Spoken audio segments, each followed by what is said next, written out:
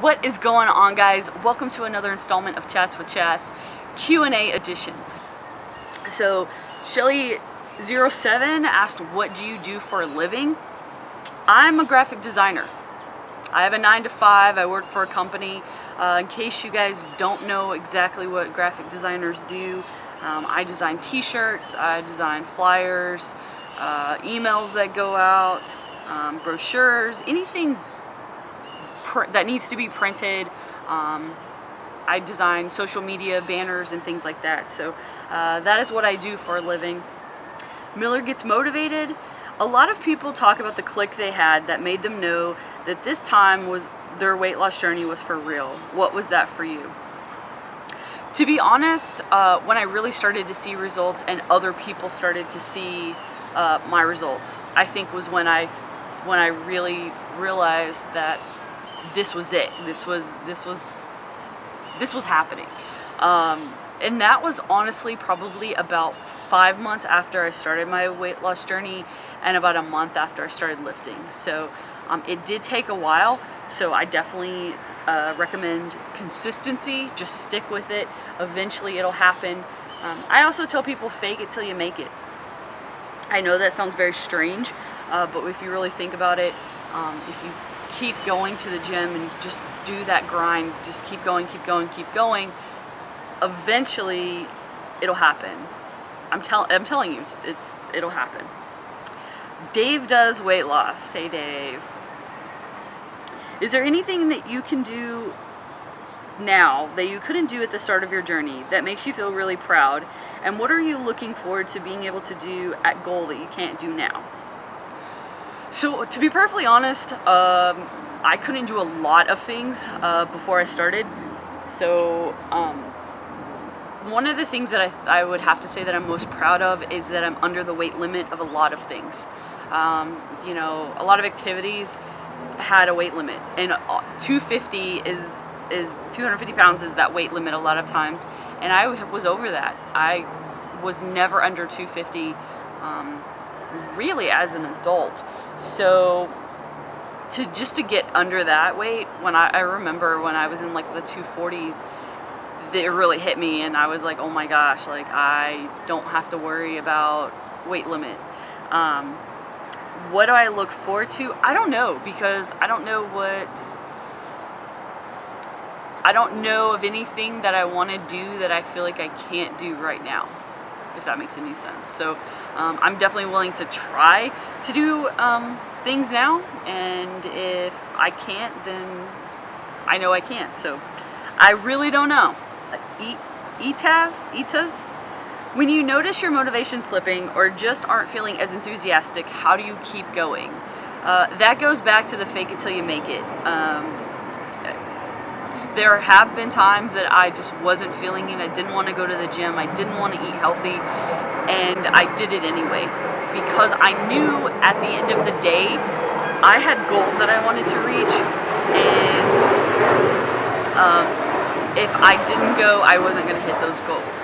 And so I had about a month of just kind of coasting by and not really wanting to stick with my diet, not really wanting to work out, but I did it anyway, and I made it through that month, and then I got back on track. So if you're not feeling as enthusiastic, sometimes just fake it till you make it, honestly.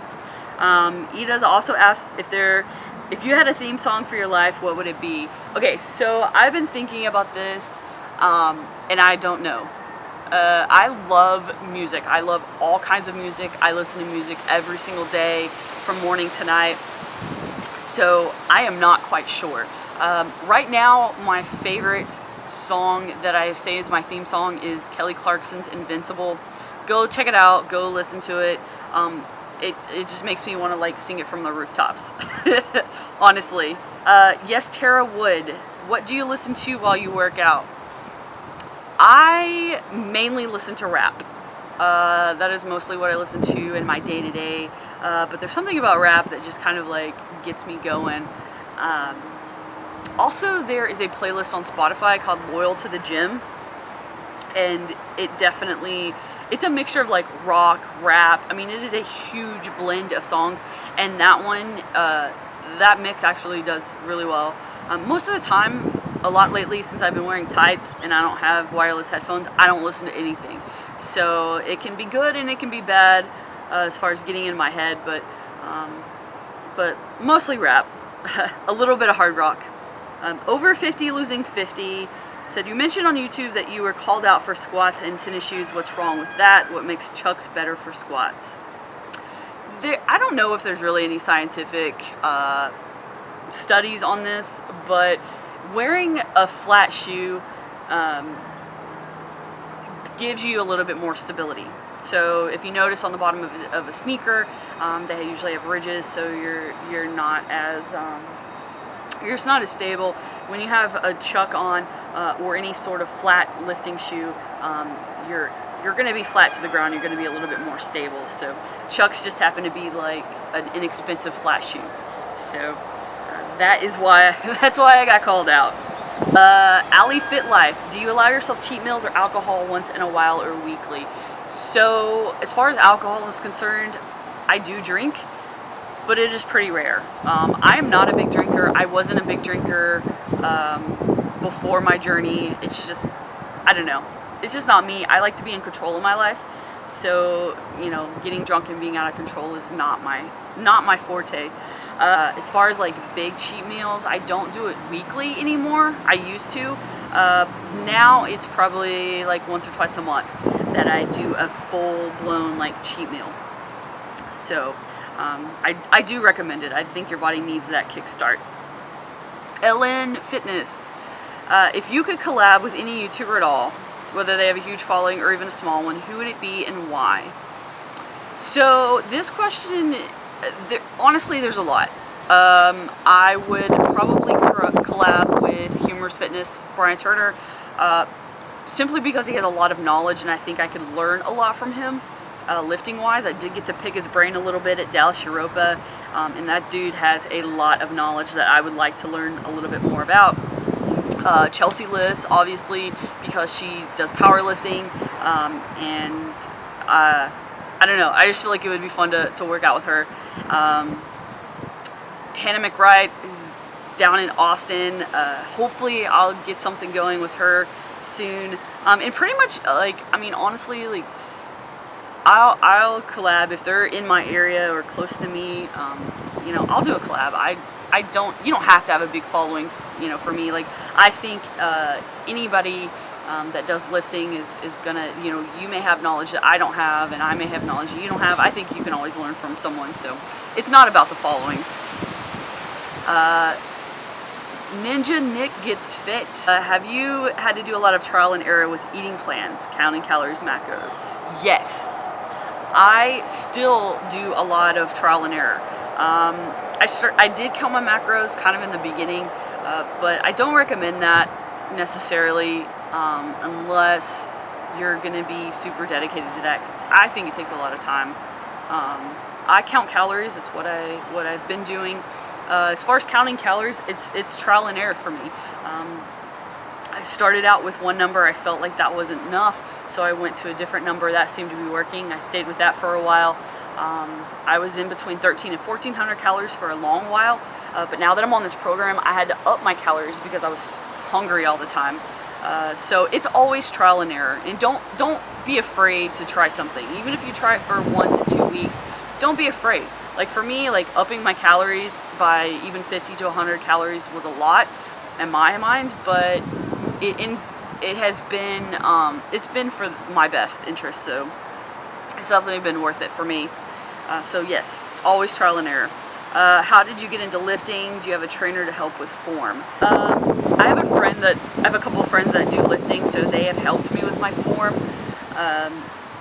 And I got into lifting because I had foot surgery in December, and I could no longer do boxing, which was what I had been doing before, and so I wanted to keep active while I was healing, and so I started lifting, and because of that, I fell in love with it. So, and as far as my form, like I said, I have a couple friends that lift, and so they have helped me with my form, but also YouTube.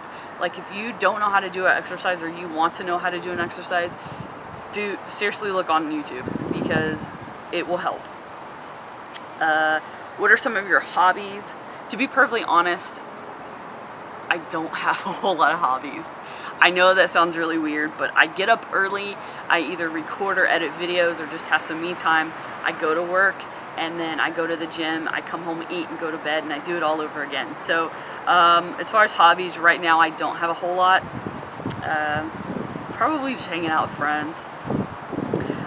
Did you or your partner start their weight loss journey first? Was it hard while the other one wasn't quite into it? Okay, so I started mine in September, and she was kind of into it. My whole thing is like when I start something, I kind of get obsessed about it, and so for me, it was like I have to eat this way, I need to do this, I need to do that. So I was doing a lot of the cooking, and so she just kind of benefited from all of that.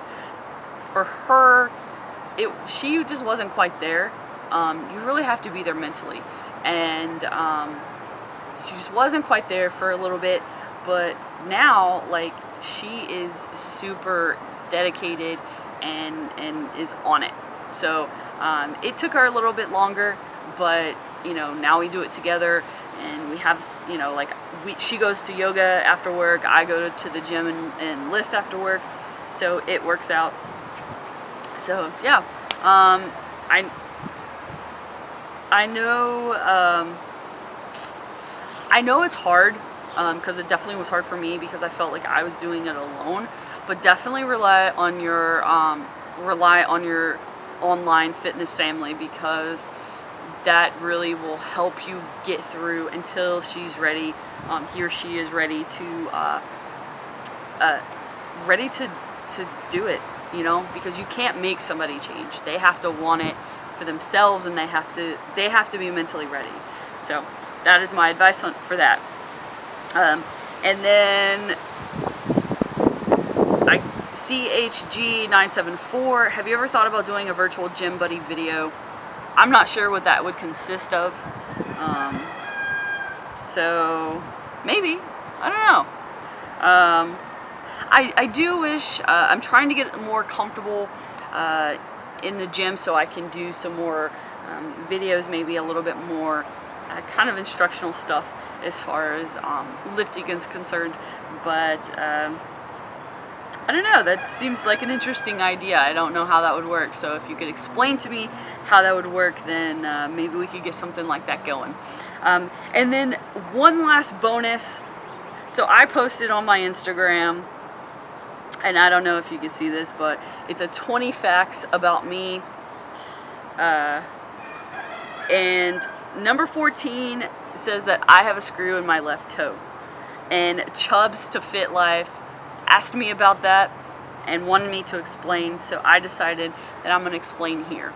So in December, I had bunion surgery.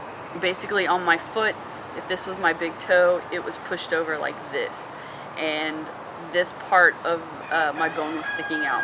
It's called it's actually considered like a hammer toe when your toe is like pushed over. So I had to have foot surgery. It was causing me a lot of pain, pretty much pain every day, and so I had to have surgery to get that fixed. And unfortunately, okay, so warning, if you're grossed out by stuff, I would just end the video now. Thank you guys for listening. If you're not and you really want to know, in order to fix that, they had to pretty much cut the bone, cut a little wedge shape, straighten it out, and put a screw in it to keep it in place. So that's why I have a screw in my toe.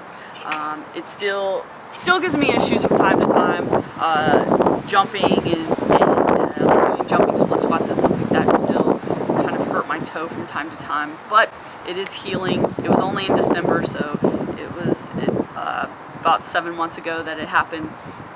But yeah, that is why I have a screw in my toe. So those are all my questions. If you have any additional questions, definitely leave them down below. Thank you guys so much for watching. Like, comment, and subscribe, and I'll talk to you guys later.